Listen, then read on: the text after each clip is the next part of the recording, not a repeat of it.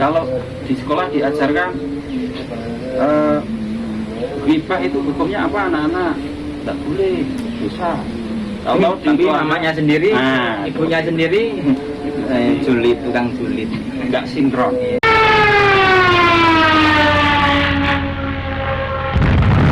Assalamualaikum warahmatullahi wabarakatuh. Waalaikumsalam warahmatullahi. Alhamdulillahirrabbilalamin. Pada sore kali ini menjelang ngabuburit, ketimbang ngabuburit di jalan nggak jelas, mending kita ngabuburit di sini. Sambil ini live streaming di 3 akun ya. Akun dari PAC Ibnu Salam Facebook, kemudian Instagramnya PAC Ibnu Salam, dan yang satu adalah dari Fatayat. Ya, luar biasa sekali. Pada sore hari ini kita akan membahas tentang pendidikan, korelasinya dengan organisasi keterpelajaran maupun organisasi keagamaan. Perkenalkan dulu, nama saya Muhammad Habib Soleh, bisa dipanggil Paul ataupun John, bisa terserah, yang penting kita happy. Kemudian alhamdulillah kita sudah kedatangan tamu yang luar biasa sekali. Beliau ini adalah Bapak dosen dari UIN Salatiga. UIN sekarang ya? Oh, masih IAIN? Menjelang UIN. Oh, menjelang UIN, masih IAIN, nunggu imsak berarti ya. Nunggu imsak. Masih IAIN Salatiga. Saya bacakan dulu CV-nya. Beliau namanya adalah Bapak Sri Guno Najib Hakoko MA. Kemudian pendidikan S1 di UIN Sukijo, Sunan Kalijogo, Yogyakarta. Kemudian S2-nya di UIN Jakarta, namanya Syarif Hidayatullah. Oh, Universitas Islam Negeri Syarif Hidayatullah Jakarta. Kemudian ini beliau ini sedang proses S3 di UIN Sukijo juga. Jadi mohon doanya semoga segera kelar, karena sudah agak lama ini belum kelar-kelar kayaknya nih. Kemudian pesantrennya Jangan keras-keras. Oh, jangan keras saja, tidak kedengaran Pak dosen yang lain. Kemudian pesantren beliau pernah juga nyantri di Pondok Pesantren Imadatul Tulab di daerah Magelang perkotaan sana. Kemudian di Pondok Pesantren Lukmaniyah di Yogyakarta. Ini yang biasanya terkenal dengan pesantren mahasiswa ya. Betul. Ya, rata-rata mahasiswa yang berada di Pondok Pesantren Lukmaniyah ini.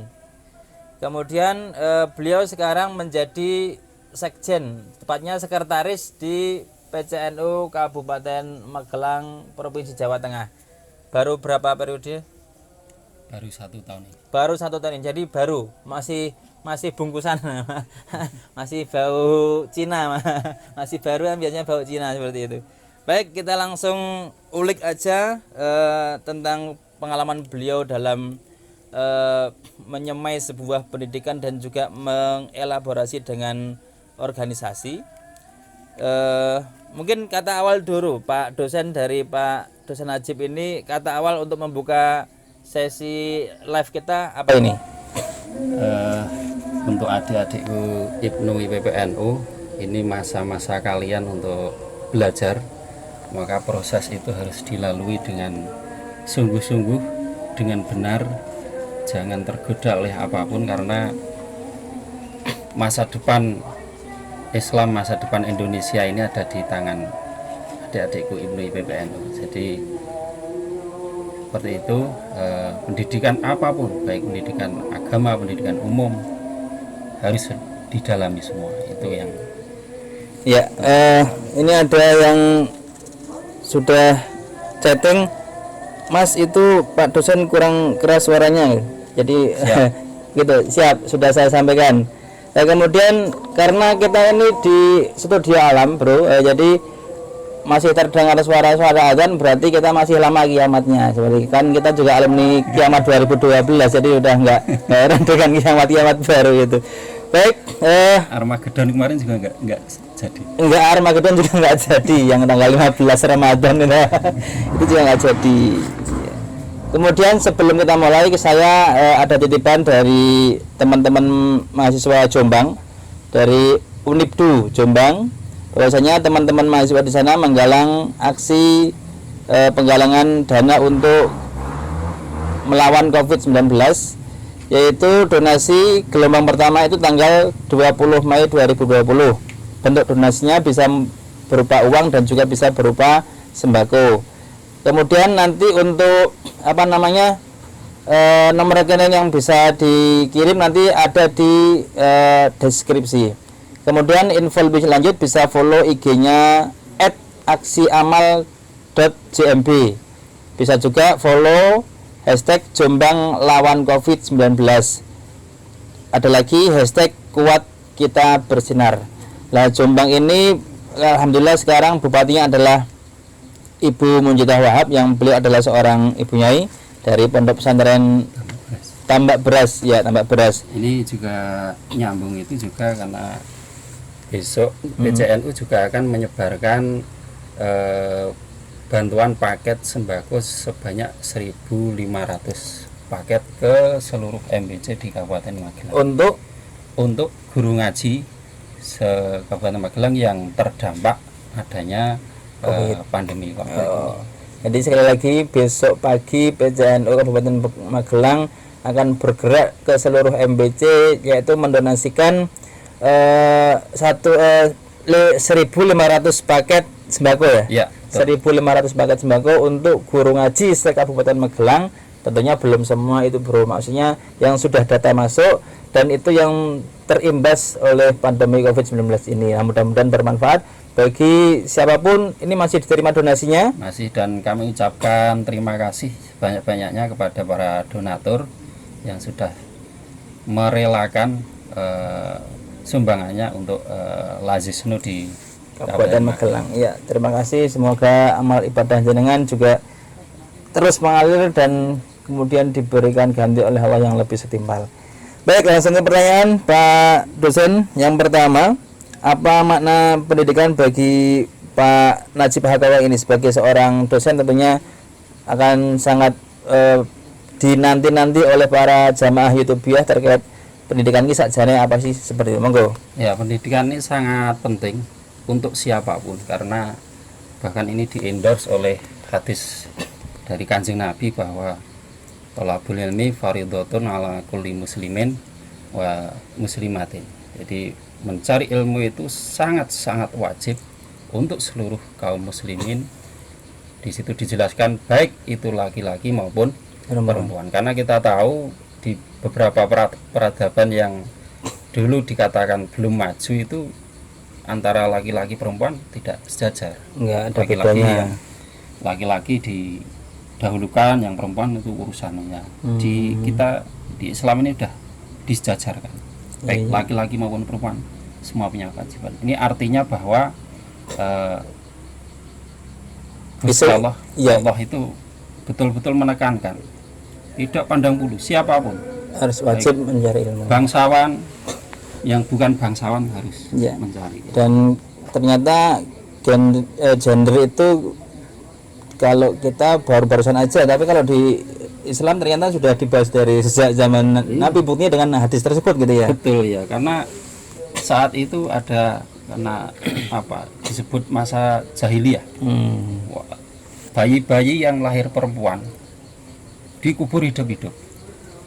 Nah, kemudian ini karena pengetahuan mereka tentang tentang kehidupan tidak lengkap, bahwa masa depan ini harus difikirkan dengan baik, harus ditata dengan baik, itu tidak dipikirkan.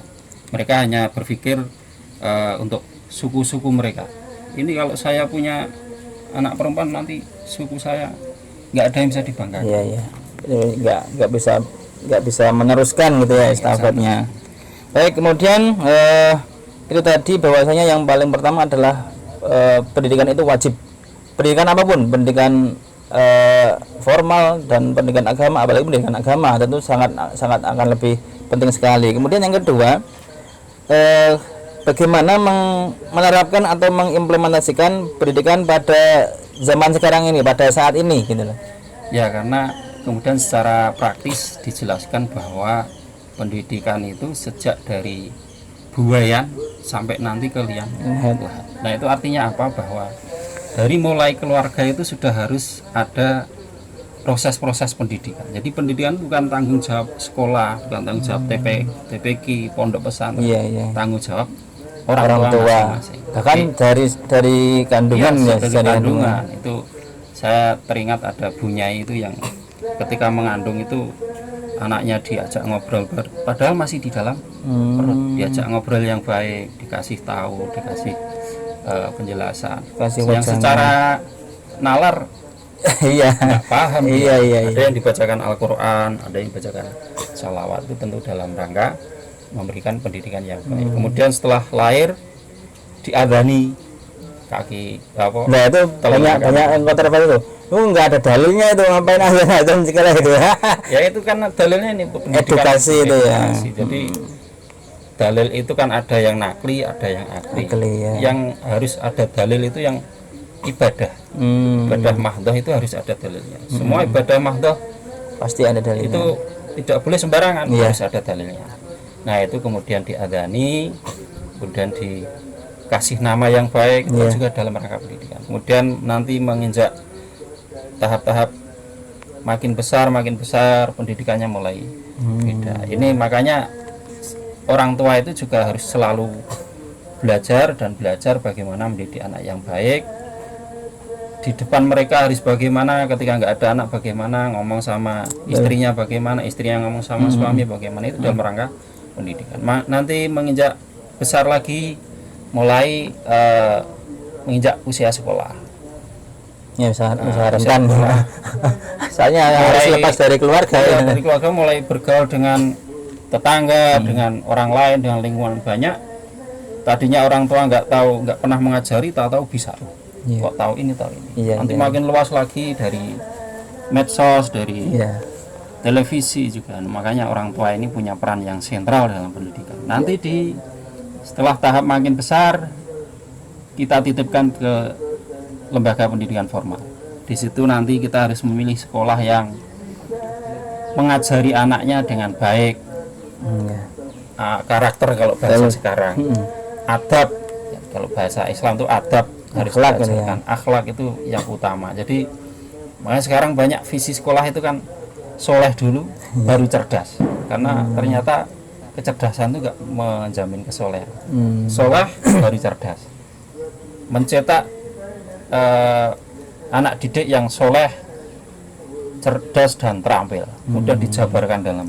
Padahal kalau zaman dulu soleh tuh yang nggak ada ya. Nah, ya. Ya karena Ini mananya soleh ini, Pak? ya, saya dari lahir udah soleh. Oke, kita lanjutkan. Kemudian kalau menurut Pak Najib, perkembangan pendidikan Islam untuk saat ini kira-kira sudah seberapa? Maksudnya terkait tentang kalau dibandingkan dengan pendidikan yang mohon maaf yang bukan berpendidikan murni Islam seperti itu. Nah itu seperti apa? Ini harus dicatat bahwa kalau dulu peradaban itu dari masyarakat bertani, ke agraris, sekarang ke masyarakat industri, sekarang lagi ke masyarakat teknologi informasi. Itu seperti siapa dikemukakan Alvin Toffler itu. Orang mana itu? Alvin Toffler. Ya, itu ahli sejarah. Oh, ahli sejarah. Sejarah peradaban. Jadi fasenya sekarang tantangannya makin besar. Dan fasenya pasti beda-beda ya. Beda. Kalau dulu anak itu dinasihati orang tua dengan satu kata sudah nurut, manut nurut. Sekarang tetap satu kata tapi balasnya lebih banyak kan. Dibutuhkan perangkat yang makin banyak. Maka pendidikan itu ada berbagai sisi, ada formal, ada yang non formal, ada informalnya. Semua harus diperhatikan. Di sekolahnya harus memilih sekolah yang baik, madrasah yang baik. Di pesantrennya yang mana, yang mau dipilih yang seperti apa, yang mengajarkan kitab atau yang tahfidz. Kemudian di masyarakatnya juga dipilihkan. Jangan di sekolah diajari begini, orang tuanya ngajarinya begini, nanti di masyarakat dilepas. Nah, itu nanti nggak sinkron. Iya. Di konsep terpadu itu sebetulnya kan seperti itu. Memadukan antara pendidikan ini, di samping juga pendidikan agama dan umum, tapi juga pendidikan dari lembaga formal, non formal, informalnya harus terpadu. Ini penting karena misalnya ya di sekolah diajarkan kalau ada di traffic light lampu merah berhenti. Apa anak-anak? Oh gitu ya. Berhenti. Tiba-tiba di masyarakat yang dilihat apa? Lampu merah di terabas. Jadi ini nggak ada pendidikan. ada tanggung jawab pendidikan dari masyarakat. Iya iya iya. Kalau di sekolah diajarkan ghibah itu hukumnya apa, anak-anak nggak boleh, dosa. Tapi mamanya sendiri, ibunya sendiri itu julid, tukang julid. tidak sinkron. Iya iya. Ini kan sangat. Oke.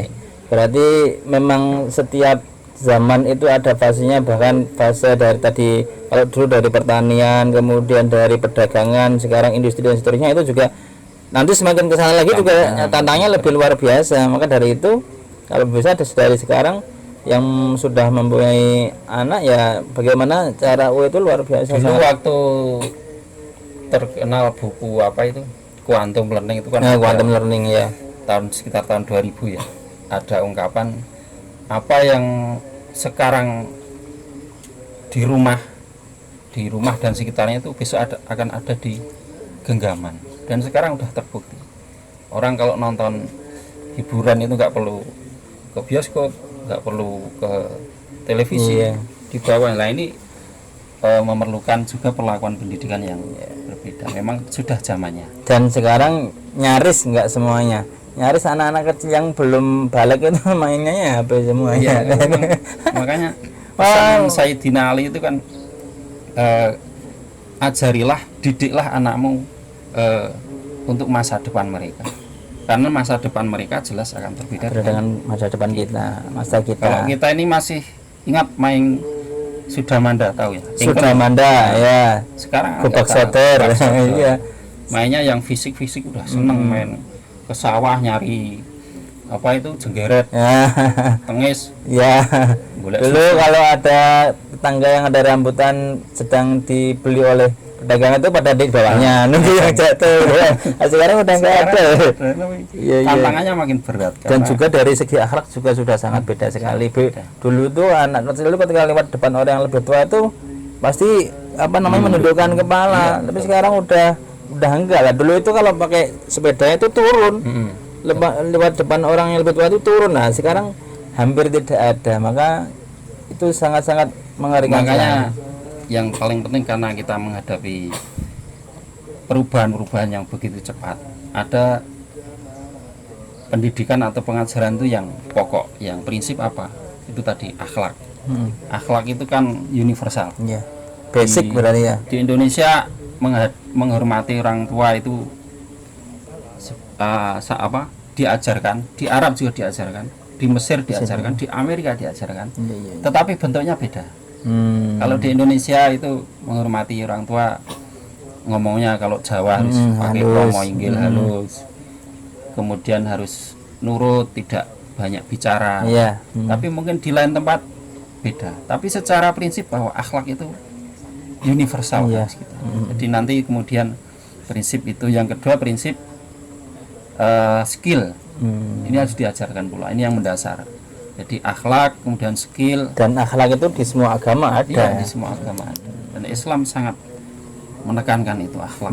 Karena Nabi aja diutus untuk menyempurnakan akhlak, bukan menyempurnakan agama. Menyempurnakan akhlak. Kalau agama dari dulu sudah ada. Orang Jawa ini sebelum Islam datang sudah beragama. Yang disebut agama Kapitayan. Menyembah, sebetulnya menyembah Tuhan, tapi perwujudannya ada yang di batu, di tombak, di tugu, di pohon, di sendang. Nah itu. Kalau sekarang itu masih, tapi cuman sekedar kebudayaan ya, bukan agama lagi gitu ya. Baik, untuk pertanyaan selanjutnya, nah ini kebetulan Pak dosen kita ini adalah seorang penggerak juga, maksudnya penggerak organisasi. Beliau sebagai sekretaris PCNU Kabupaten Magelang lah. Apa yang seharusnya dilakukan oleh para pelajar kekinian yang katanya milenial itu yang seperti apa, kemudian ketika harus berorganisasi itu bagaimana caranya? Mereka berpendidikan aja kadang mau sekolah itu sudah waktunya udah habis kok, ini disuruh berorganisasi lah, itu sebenarnya seperti apa? Jadi yang diuntungkan oleh hadirnya teknologi informasi itu satu, bisnismen atau pelaku bisnis. Yang kedua pelaku organisasi. Karena apa? Mereka secara jejaring sudah jadi. Itu artinya apa? Kita sudah punya modal bahwa sekarang networking atau jejaring itu sudah ada, tinggal dimanfaatkan sebesarnya. Sekarang kalau kumpulan dulu itu undangan harus diantar seminggu sebelumnya. Sekarang nanti sore kumpulan, sekarang tinggal di broadcast. Nah, bagaimana menyikapi para pelajar yang masih belum berorganisasi? Di sisi lain dia adalah seorang pelajar yang berprestasi. Saya sangat bisa mengatakan sangat rugi mereka yang kasihan, yang bagi yang belum ikut organisasi sangat merugi sekali. Mereka yang hanya belajar, baca buku, kemudian main, nggak berorganisasi, sangat rugi sekali, karena sangat penting ketika nanti mereka dewasa itu akan terlihat. Pendidikan tadi yang jenjang-jenjang tadi itu akan ditemukan banyak di organisasi. Makanya kalau adik-adik IPNU, IPPNU ini sudah berorganisasi, bagaimana menghadapi orang, bagaimana menyampaikan pendapat, bagaimana agar pendapat saya ini bisa diterima, tidak harus memaksakan pendapat. Bagaimana kalau pendapat saya ini ditolak, itu ada di organisasi, semuanya ada. Bagaimana musyawarah yang baik, kemudian menentukan langkah-langkah implementasi dari hasil musyawarah itu ada di organisasi. Dan itu ketika memang sudah include di organisasi lama, kemudian ketika diterapkan besok di rumah tangga akan luar biasa. Karena ketika dewasa nanti rumah tangga itu secara tersurat kurikulum nggak ada, pelajaran berumah tangga nggak ada. Paling catin pun sekarang nggak pada ikut. Fikih itu di bab munakahat itu kan syarat rukun. Kemudian nanti kalau di kitab di Qurratul Uyun lebih ke praktek-praktek yang lain. Kemudian di Uqudul Ijen, zamannya kan makin berubah. Bagaimana menghadapi suami, menghadapi istri, menghadapi anak-anak. Dan itu akan beda ketika sudah ikut organisasi terlebih dahulu, gitu ya. Sangat beda. Ya, karena emang mekanisme di organisasi itu juga sangat luar biasa, karena nggak bisa individualis, gitu ya. Saya dalam beberapa kali kesempatan melihat, mengamati anak-anak yang keluar negeri, mereka yang mendaftarkan program-program keluar negeri itu pasti ditanyakan kiprah di masyarakat itu pasti ditanyakan. Karena mereka tahu kan kalau sudah berkiprah ini nanti enak, gitu ya, adaptasinya enak, penyelesaiannya. Dan perlu diketahui bahwasanya Pak dosen ini pernah di India, ya. India. Acara apa itu? Nyanyi apa? Main film? Lihat Taj Mahal.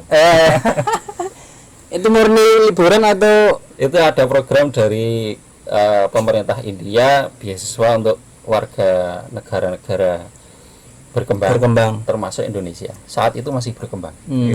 Loh, sekarang udah maju. Sekarang udah agak lebih. Tak kira sekarang negara flower gitu kali. Oke. Berapa lama di sana? 3 bulan. Di sana saya belajar tentang sedikit tentang network plus di IT-nya orang sana. Tapi juga itu identik dengan nari-nari gitu. Memang kayak di film-film. Untuk ini program-program kebudayaan memang.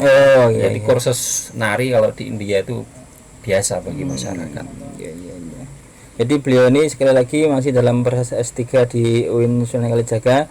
Sudah proses S3 lah. Saya itu S1 aja masuk angin. ya mudah-mudahan bisa lah nanti sampai S2 S3, mudah-mudahan nggak masuk angin lagi. Oke. Kalaupun Mas Habib tidak, nanti anaknya, istrinya, siapa? Insya Allah, amin. Adik-adik ini belum nanti. Oke, kemudian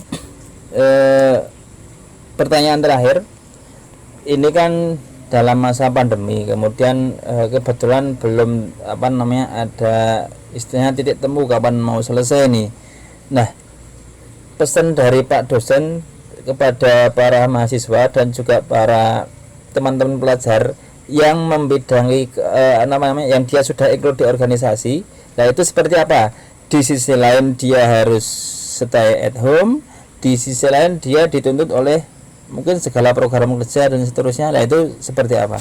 Ya, pandemi ini mengajarkan banyak hal kepada kita, bagaimana kita harus menyikapi dengan benar, tidak stres, bisa bersahabat dengan dalam tanda kutip dengan virus ini.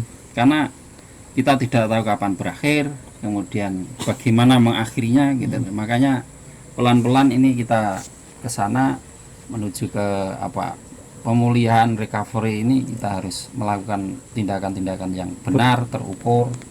Makanya lewat organisasi ini kan kita saling memberi, saling support. Contoh tadi ada beberapa penggalangan dana kita saling mensupport bahwa kita ini tidak hidup sendiri.